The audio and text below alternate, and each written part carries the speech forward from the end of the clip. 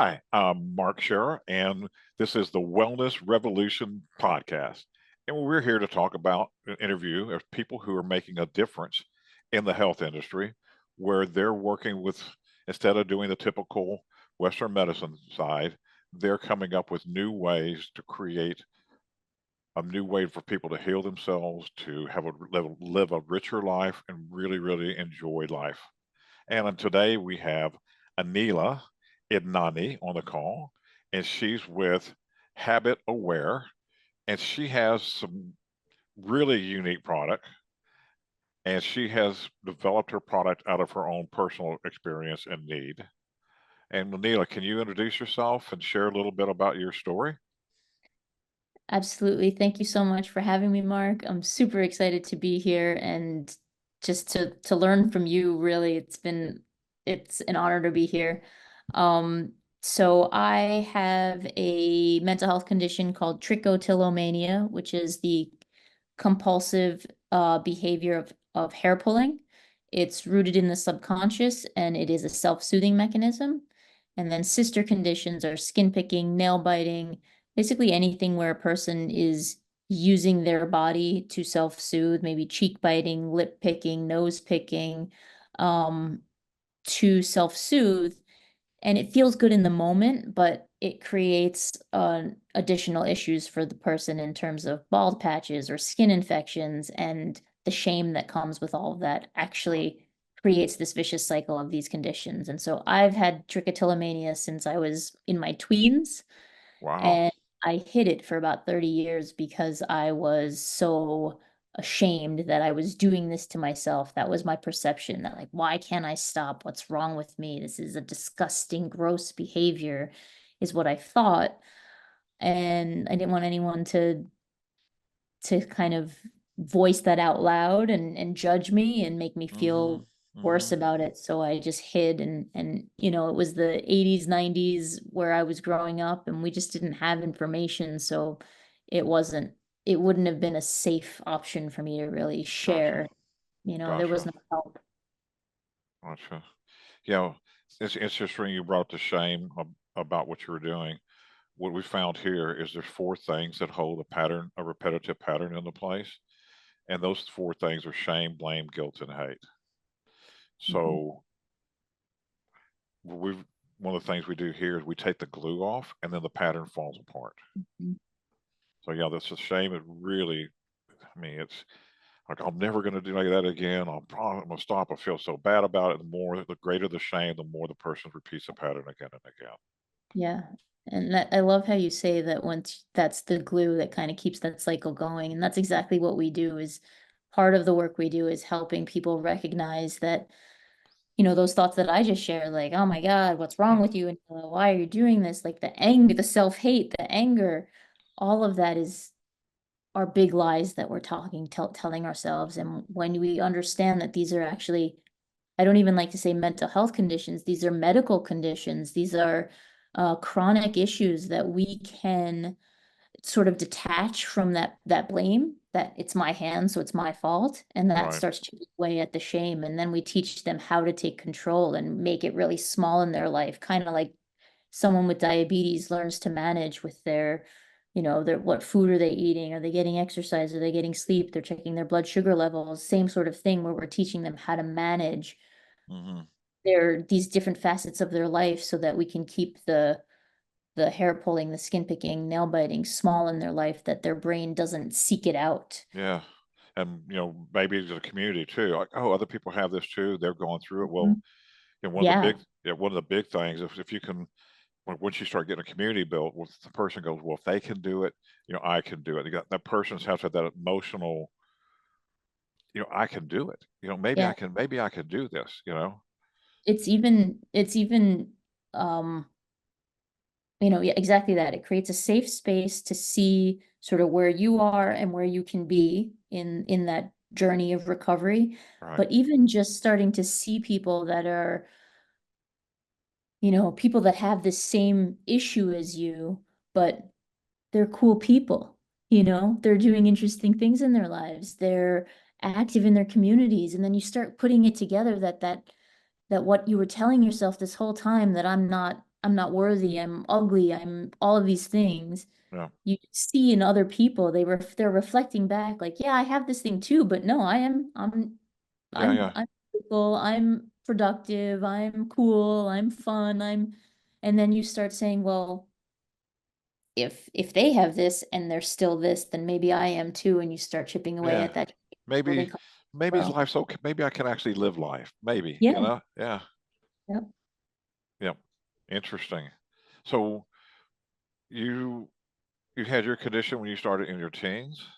Yeah, so I started pulling around puberty, so around like 10, 11, 12 years old. We don't know, we don't have enough research to know if, hormonal change is what impacts these behaviors, but I've seen it in my own life with puberty and then around my first pregnancy. Um, and so I started in my teens, and then it got worse after my dad fell sick with cancer when I was in ninth grade. And those 4 years of my high school were basically in and out of hospitals. Um, he went into remission for a little bit, and then it came back, and he passed away before I started my senior year of high school. Mm. Um, and How was that for you? well, yeah, I can barely even I speak know. about I can it. hear you. I was like, whoa. Yeah, So I can barely speak about it, but I've come to find peace with it, and I know he's with me, and I know he's guiding every step. And I was just watching Star Wars with my kids. They're getting into it, and Yoda tells Anakin, hopefully I'm not giving any spoiler alerts away, but what Yoda tells Anakin in one of these, I can't even keep track of which one yeah, we're yeah, watching, in one of these movies is kind of to this effect of uh like the fear of loss, the fear of loss puts you on that track to the dark side. right. And, goes on to say some other things about this potential death that's happening that may or may not happen in the movie. I'm not trying not to give spoilers, but and uh Yoda kind of also goes on to say like detach and let go and recognize that that's life. And these are all like, oh, how can you say these things? You're Yeah. losing someone. But that's sort of where I've come to, is that it had to happen so that I can be where I am today, so that I can be serving this community. And so I Awesome. know he's with me. Right. Yeah, there's everything under heaven has a purpose. And if you can't see the purpose in it, it turns into a burden. Hmm. So yeah, it's interesting how, I mean, for me too, had, I was pissed at life for up to the age of 50, man. And I'll be 66 this year, and I'm lit up now. People, how you doing, Marcus? I really love my life. Hmm. The first time I said it was like really meant that was maybe 6 or 7 years ago, like 6 years ago. And I went, Yeah. wow. First, 60 years old before I really began to really love life. I was okay with life, had some fun with life, but like really, really deep down love and respect and have the word that comes to mind is reverence for life. Probably Mm. 5 years ago. I remember sitting in my office one day and I had a new feeling come in. And I went, what is this new feeling? And I heard the voice go, it's reverence. And I went, reverence. I just started crying. Yeah. So I'm a big old softy. It's beautiful. So tell me about your solution to all this, because talk about the problem. What's the solution? Yeah. Yeah. So these behaviors are rooted in the subconscious. A couple of years ago, I was pregnant. I pulled out my entire eyebrow at night. And when I woke up in the morning, I looked in the mirror by my bedside and I was like, oh no, what did I do? By this point, I had figured out how to, pull a little bit here, pull a little bit there, so that it was unnoticeable. But Uh-huh. this was very, very blatant. So I got up, quickly ran to the bathroom to get my black eye pencil, which was my partner in crime, to kind of cover it up. And my Uh-huh. husband was there right in the entrance of the bathroom door and said, Aneela, where are your eyebrows? Like, what's going on? So he didn't know about it up till this Didn't time? know. I Oh my had gosh. hid from 12-ish until 30 something ish until that moment. And I was a deer in headlights. I shared my story. By that point in my 20s, I had gone to the internet and found out what it was. But Uh-huh. once I found out that it was a mental health condition back in my 20s, that actually knocked me down further because it wasn't mental health the way it is today. It was mental illness, right? Like I grew up with the media showing straitjackets and padded rooms and that kind of thing. So it scared me that, oh no, this is a mental health issue that I have. So again, I kind of closed Yeah, up yeah. and um but I shared my secret with him. He took to the internet to try to understand what it was. And then one day we're sitting on the couch and I'm pulling and he gently grabbed my hand. And that was this aha moment. I literally turned to him and I said, if I just had something that notified me, could it help? And so again, we went to the internet, nothing existed. And we built a smart bracelet that uses gesture detection to bring awareness to these unwanted behaviors. Wow. So when I start playing with my eyebrows, it vibrates, and that's that thing, that little push to shift it from the subconscious to the conscious so I can slow down, I can pause, I can take stock of what's happening and re-regulate in a healthy way. Wow. I'm sitting here going, your husband is amazing. Not only Yeah, did he like, oh my gosh, you just pulled out your eyebrows. What the heck's wrong with you? Hey, yep, baby, let's sit over here. Let's have a conversation. Let's find out what it is. Oh, and by the way, let's build a solution for it. yep. What man? If he was single, I'd think I'd be liking him too, man. Yep, he is the sweetest. And honestly, he is a gift from my dad because if my dad wasn't sick, I would have never met this girl who was my best friend in high school. She didn't go to my high school, but she was my best friend in high school. I met her because my dad was sick and he was a doctor, and family friends introduced us. And I went to her house for dinner so that they could talk, the adults could talk. And I came out of there with her phone number and we stayed friends for ever since. And she's the one that introduced me to my husband. So if my dad wasn't sick, I may never have met her and I may never have been in the same place, same time to meet Samir, who's my husband and Wow. co-founder of HabitAware. Yeah, beautiful how life orchestrates. Yes. You Yep. ever heard the expression "Holy shit"? I'm from. By the way, I'm from Yes, but Texas, not right? in that way, but not Yeah. in a positive way. Yep. Yeah. So I believe if you've got some crap going on in your life, that if you just instead of trying to get away from it and get pissed about it and all that stuff, if you go into it, you'll find a gold nugget. And the bigger Yep. the, or another way I say, if you don't like to hear "holy shit," you can say spiritual poo poo, right? Yeah, I And love it. the bigger the poo poo, the bigger the gold nugget inside of it. Yep. That is pretty much the same conclusion I've come to, just different language.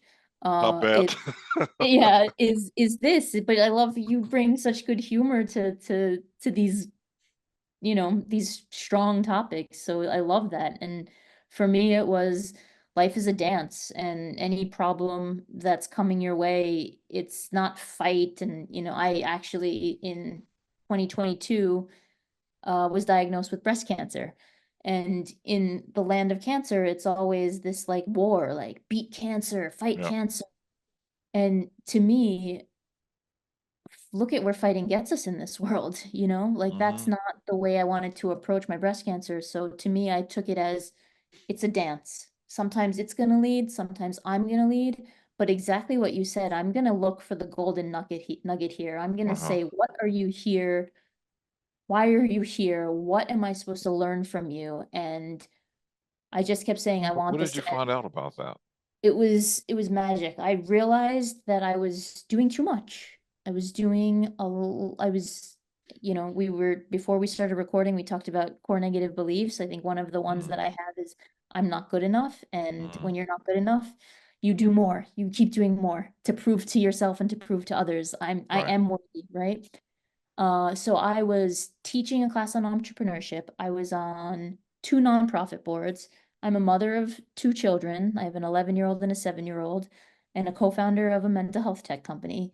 So my plate was full. Mm-hmm. I was just doing more and taking on more and more and more. And what I Mm-hmm. realized, the breast cancer was telling me it's okay to be doing stuff, but choose the right things that are going to align with Mm-hmm. your purpose and align with your values. And so I did value work with my treatment professional, with my therapist.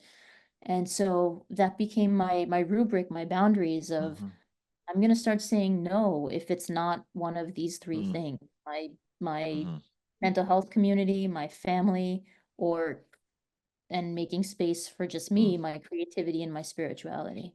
Have you ever heard the word is made flesh? Say it again, Have you ever sorry. heard the phrase the word is made flesh? The word is made flesh. In other words, our words are made flesh. You ever Yep. heard that? So I have not heard it said that way, but what I think you're alluding to is we get what we speak in a sense. basically, yeah, yeah. So Yeah. cancer is a conversation of I got to, with the feeling of but I can't, and then where it shows up in the body is the rest of the conversation. So if it shows up in the breast, I got to, but I can't quit nurturing someone even to the detriment of myself. Mhm. Wow. You know, pancreatic cancer is I got to, but I can't enjoy the sweetness of life, or I got to, but I can't get rid of the bitterness, my bitterness towards life. And so that's where cancer comes from. Colon cancer is I got to, but I can't get rid of these poisonous feelings I'm harboring.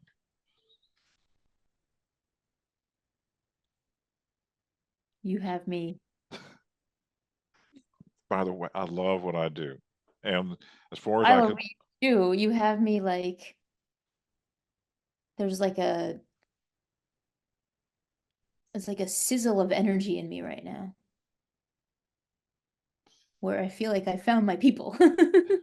me too. When you're talking, I'm going, "Oh, this is so cool," because you have this inquisitive nature about you, and you're searching for something. You Mm. know, there's something bigger. Yeah. So, yeah. Oh, I feel you, girl. This is so fun. So, tell me, let's talk a little bit about your company again. Oh, Yeah. I didn't mean to get you all misty eyed. No, I'm loving it because the company is what's brought me to this point of, Yeah, we're talking like the methodology. Like we started in 2017 as a smart bracelet that brings awareness. But then in the last 7 years, we've added peer coaching, we've added an online community, and we've spoken to the most people with these conditions where we truly understand like you're saying, this idea of like, what else is cancer's message, right? Like, so right. we truly kind of see that these behaviors are sending a message to Yeah. us. Yep. So we've come up with a methodology that helps people identify that message and act on that message, answer the call and meet their needs. And so it's a lot of what you're saying.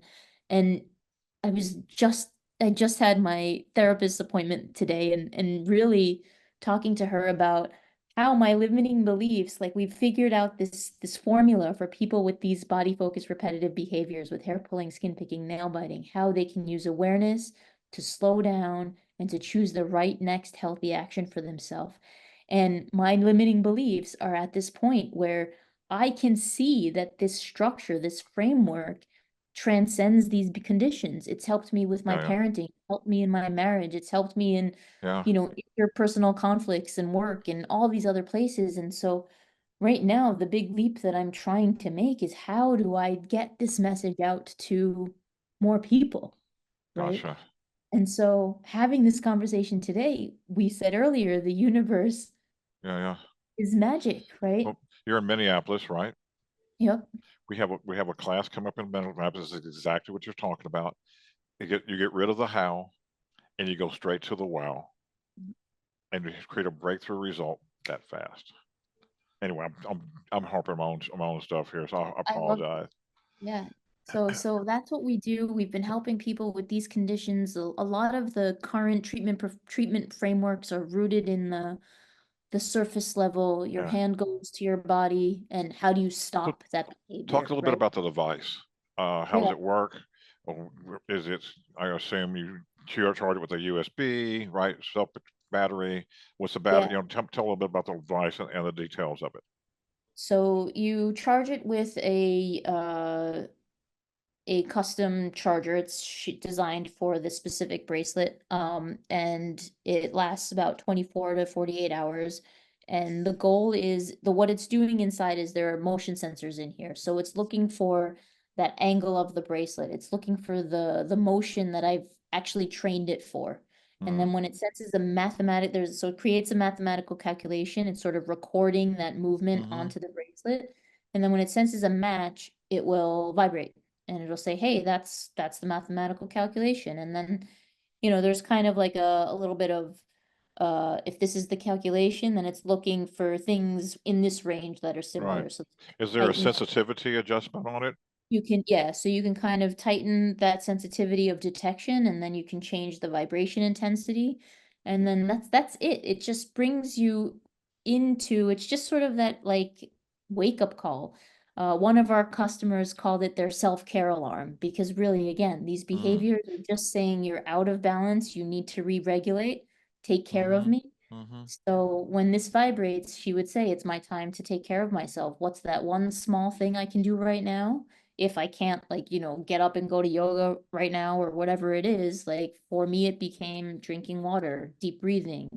It also just became restructuring my life. In using the bracelet, I realized that one of the biggest scenarios in which I was pulling was late at night. I would be pulling even as a child, I'd be pulling under the covers with my flashlight and reading books and planning my life. And as an adult, it would be into the 3 in the morning working and pulling and under stress. And once I was aware enough to see that trend, I was able to just say, the work can be there in the morning. I'm going to sleep. And I would put my, you know, Mm. computer away. Sleep was my best strategy. And now I can't even stay awake past 11:30. So you said, so the device is like, is there a price range for it, or like Yeah, discuss so share any of that as well? yep, yeah. So our website we sell directly to consumers on our website. The bracelet's $149, and then we have a bundle pack that includes the bracelet plus our behavior change methodology, this system of how do you actually use this awareness. So that package is $198. And it's 10 short videos of me explaining our methods and how to use the clues to figure out what's the right strategies for you. So water and sleep are my two best strategies, but every person is going to be a little bit different. Different, yeah. Uh, and that's the work we get to do. And then we do peer coaching as well. So if people want to take it to the next level where we help them, in community, start shattering that shames, talking about they oftentimes were the first time people are saying they even Yeah, yeah. have conditions, right? So when they share their story, they're releasing that pain, and then we're helping them understand their trends and strategize and experiment to find the right strategies that are really creating these lifestyle changes for them. Oh, When I lost. you're doing your coaching, do you do Mhm. so is it all group, or how do you work?